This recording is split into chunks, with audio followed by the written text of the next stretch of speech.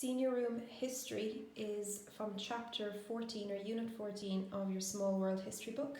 It's all based around the Irish language, just taking you through the Celts, Ogham writing, talk about the Book of Kells, the revival of the Irish language, which I'm sure you're all thrilled about, T.G. Cahir and Radio na Gaeltachta and all these different things.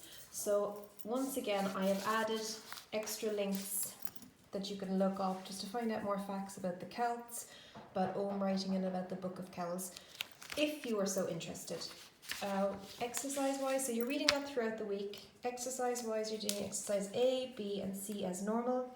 Then you can pick any two that you want to do out of D. Now I think question 4 might be a little bit difficult, group work, write a history quiz in Irish.